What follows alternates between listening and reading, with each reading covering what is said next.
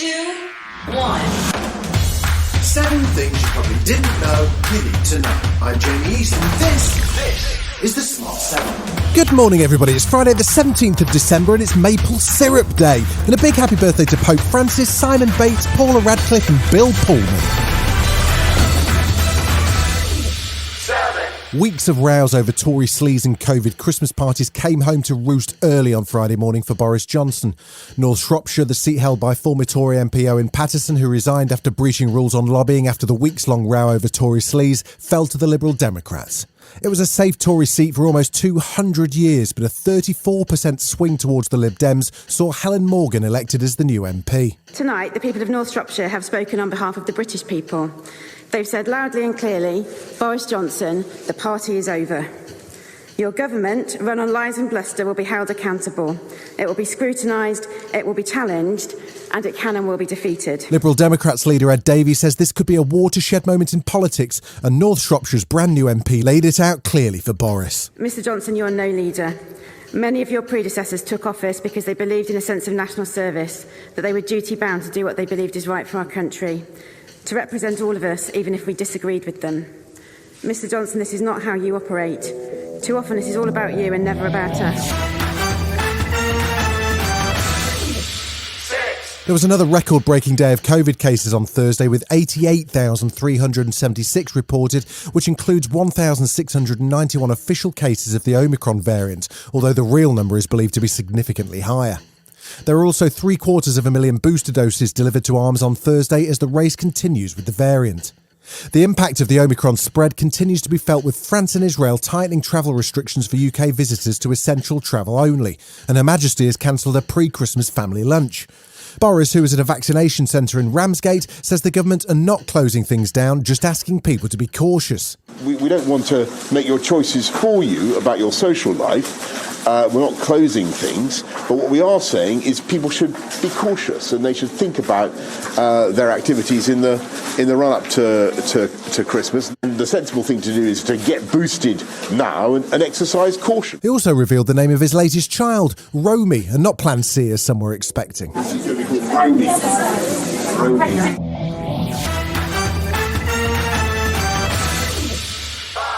While Boris was busy in Ramsgate, Chief Medical Officer Professor Chris Whitty was being questioned by MPs on the Omicron variant. Firstly, he dealt with concerns about the impact lockdowns may have had on NHS services for people with cancer and other serious conditions. This is sometimes said by people who have no understanding of health at all, but I don't think it's said by anyone who's serious. And when they say it, it's usually because they want to make a political point.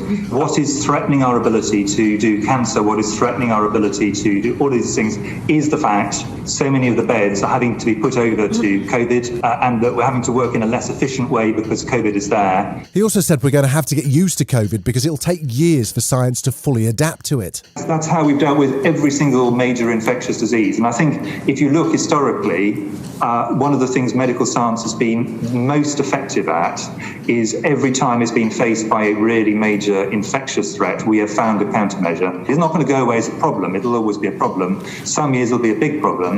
And the way I would see this with COVID at the moment is this is rather like a kind of hairpin bend that it's been put in our way. Bruce Springsteen's long been known as the boss, but now he's sold his business. Well, he sold his entire music catalogue, joining Bob Dylan, Paul Simon and Shakira in cashing in on a boom in music rights. He's picked up a sizable $500 million cheque from Sony Music, and we asked Dr. Eamon Ford, the Smart 7's resident music business expert, does this mean Bruce and other superstars, have they sold out? That's a very good question. You could argue that lots of these artists signed really terrible deals at the start of their career. You could argue that this is him finally getting what he feels his hugely successful catalogue is worth, and some of that money coming to him rather than just going to the record company or the publisher. Still to come on the Smart 7, Olivia Colman talks Mothers and its Strictly's final weekend. Right after this. You're listening to the Smart 7. If you're enjoying it, you might also like the Smart 7 Ireland edition. Just search and follow us on your favourite podcast platform.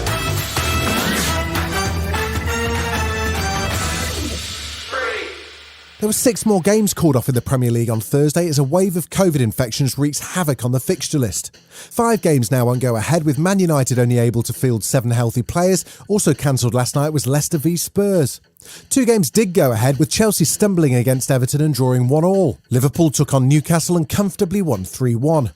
As COVID infections continue to mount, Brentford boss Thomas Frank believes all games should be cancelled for now. We think that we should postpone the full round of Premier League games this weekend coming up. The COVID cases are going through the roof in all the Premier League clubs. Everyone are dealing with it. But this way, we can have the Boxing Day going, no problems, 100% sure of that.